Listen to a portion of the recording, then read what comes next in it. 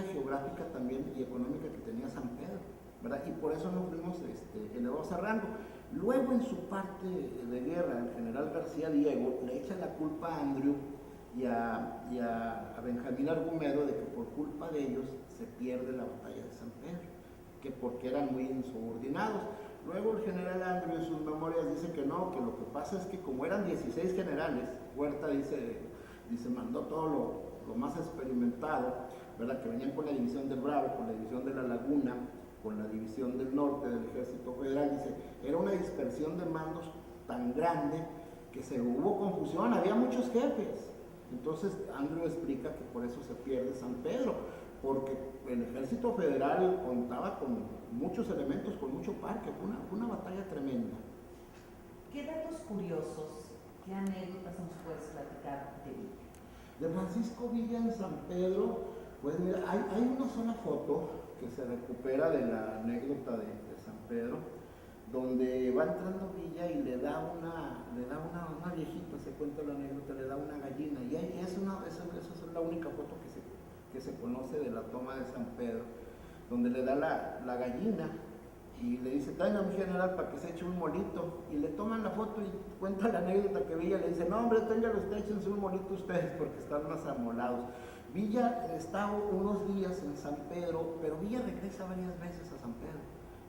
Regresa a San Pedro, por ejemplo, después de firmar el armisticio en 1920, porque Villa no se rindió, Villa firmó un armisticio, que son dos cosas diferentes.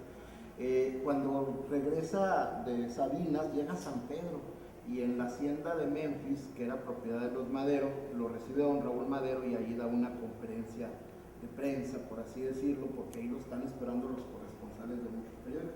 Y regresa en varias ocasiones. Para Villa San Pedro es un pueblo muy especial porque ahí radicaba el general Raúl Madero. Entonces va y lo visita en repetidas ocasiones, va varias veces.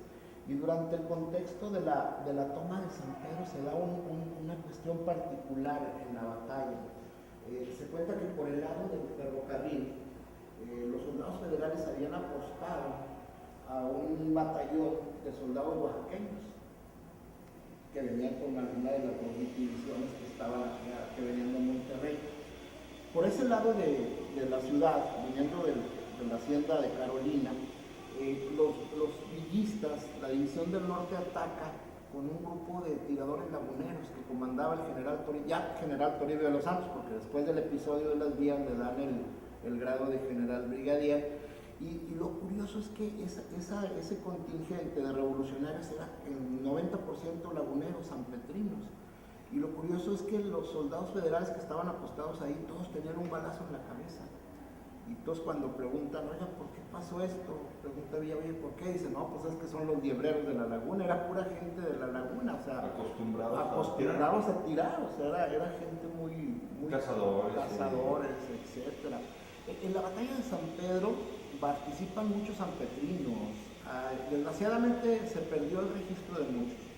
Nosotros tenemos debidamente documentados a varios, entre ellos participa la soldado o la revolucionaria, la mítica Petra Herrera, que es una mujer que participa también en la revolución maderista, inclusive ella está en la primera toma de Torreón en mayo de 1911 y participa también en la toma de San Pedro. También las mujeres tuvieron esa activa participación. Tomaron las armas. Hubo varias, yo recuerdo alguna que menciona en sus memorias Francisco de Urquizo, de que era una mujer y que a él le caía bien porque no era de las que se vestían de hombres para andar con el Mauser. Así Petra Herrera, en la fotografía que se conserva de ella, sí viste de hombre, viste como soldado, inclusive hay algunos registros de las listas de raya de los pagadores del ejército villista. No sabemos si es ella, pero hay una persona que firma como Pedro Herrera, porque ella sí se vestía como... Petra es el femenino de Pedro. Así es, Petra es el femenino de Pedro. Ella fallece, según algunas fuentes, en el año de la gripa, en el 17, 18, y es enterrada en una fosa común en San Pedro, desgraciadamente. Y en esa batalla, como les comento, participan varios sanpetrinos. Hay gente importante como don Salomé Hernández Borrego, que fue firmante del Plan de Guadalupe, don Catalino Benavides, que ya se había incorporado también para esos tiempos a la revolución y que murió y vivió muchos años en San Pedro, el tío de don Francisco. participa don Raúl Gámez, que era artillero, él era ingeniero en minas él, y él se incorpora a la revolución, es parte de los artilleros está en la batalla como artillero de Felipe Ángeles, está don Leonardo Hernández, está el general Julio Aviña también, un destacado militar sanpetrino, cuya biografía es poco conocida también. Hay otro detalle también, en la toma de San Pedro también participan sanpetrinos del lado del Ejército Federal. También, o sea, también. Ahora sí que vecino contra vecino. Sí, casi así. Inclusive por eso Urquizo en su novela Tropa Vieja dice que en la revolución, ya ven que la mamá de Espiridión Cifuentes tiene 2 hijos. Uno anda con los federales y otro anda con los revolucionarios. Y dice la señora en el texto de Urquizo que pues ella tiene 2 pendientes, no se vayan a topar estos en el campo de batalla. Lo que pasa es que en San Pedro, como les comento, la revolución tuvo mucha presencia pues de San Pedro. Yo siempre les digo que en todos los momentos históricos de la Revolución Mexicana, en todos los momentos, desde la génesis con la fundación del Club Democrático de don Francisco I. Madero en 1904 en San Pedro, siempre ha habido un sanpetrino. Obviamente los primeros seguidores de Madero fueron sanpetrinos, porque él vivía en San Pedro, su primer Club Democrático lo funda en San Pedro, ¿verdad? Luego, acordémonos que Madero la primera participación política la tiene en San Pedro, en 1905, y luego participa, en 1904 primero las elecciones municipales y luego las elecciones estatales, participa en la red de clubes democráticos, luego el libro La Sucesión Presidencial, que es uno de los detonantes de la Revolución Mexicana, lo consigue, redacta y publica en San Pedro de las Colonias. Es un zacatecano radicado en San Pedro el que le imprime el libro, don Serafín Alvarado. Es una niña sanpetrina, Soledad Hernández, la que le pasa del manuscrito a la máquina. Son don Catarino Benavides y su tío José Ángel los que lo ayudan a corregirlo, lo que les hacen comentarios. Se publica y se presenta el libro en San Pedro. Como cualquier libro no se hace de una sola persona, no. Una persona lo escribe, pero el apoyo debe ser de un equipo. Sí. En este caso pues, fue gente de San Pedro. Fue gente de San Pedro, gente radical en San Pedro. Luego en 1910, el 21 de noviembre, un día después de la fecha señalada en el plan de San Luis, se da el levantamiento en San Pedro. Y son momentos importantes en los que los sanpetrinos están presentes. Ya dentro del perfil político de la Revolución Mexicana, ¿cuál es la importancia de la batalla de San Pedro? La importancia de la batalla de San Pedro es que en San Pedro se destruye la columna vertebral del Ejército Federal. Se destruye lo más fuerte. Inclusive el mismo Felipe Ángeles en su parte dice que en San Pedro estaba concentrado lo mejor del Ejército Federal. Estaban los generales en los cuales estaba depositada la confianza de Victoriano Huerta para ganar su causa. Esa es la importancia. Yo creo que ese fue un golpe determinante. Por eso insisto que todas las batallas y combates son importantes, pero hay batallas y combates determinantes. Mira, la lógica simple, en Torreón se da un golpe estratégico, militar, político importante. Sin lugar a dudas es un punto geográfico importante, pero militarmente en San Pedro se le quiebra la columna vertebral del ejército, se fractura. Ya de ahí lo que llega a Paredones, un ejército federal ya más desanimado, ya vencido prácticamente. Zacatecas ya son los estertores de las fuerzas federales. Zacatecas es una batalla con todos sus méritos, donde Francisco Villa se enfrenta contra un ejército federal deficiente, integrado con soldados de reciente leva.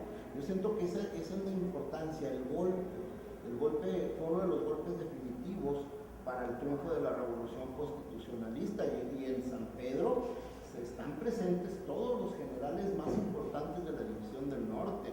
Yo creo que eso anímicamente infló la expectativa de que la Revolución Constitucionalista, estamos hablando de que con Villa estuvo Toribio Ortega, Toribio Regalado, Rodolfo Fierro, obviamente Felipe Ángeles, Urbina, su compadre, que ya después se pelearon, pero esa es otra historia.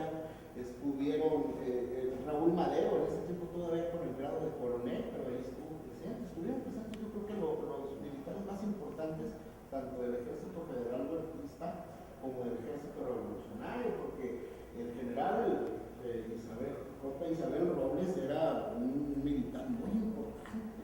Los generales huertistas que están en San Pedro son gente con mucha trayectoria, con no solamente pelean sanpetrinos del lado de los federales, de los revolucionarios, también hay sanpetrinos peleando del lado de los federales huertistas, como el general Pedro B. Rodríguez Triana, que muchas veces sus biógrafos como que quieren tapar un poquito ese punto, pero hay que decirlo, los agraristas de la Laguna, los colorados, los seguidores de Argumedo, muchos fueron sanpetrinos, participan del lado de Madero, luego rompen con Madero, se van con Orozco, cuando Orozco es derrotado quedan dispersos, después Huerta, después del cuartelazo, se une, llama a Orozco, hacen un pacto, hay una promesa, le creen, o por lealtad, por interés, por lo que queramos, estuvieron luchando del lado de Victoriano Huerta, también hubo sanpetrinos peleando del lado federal, entonces hay vecinos contra vecinos, es una batalla muy interesante. A tantos años de distancia, ¿cómo recuerdan los sanpetrinos esta batalla? Los sanpetrinos lo recordamos con mucho orgullo.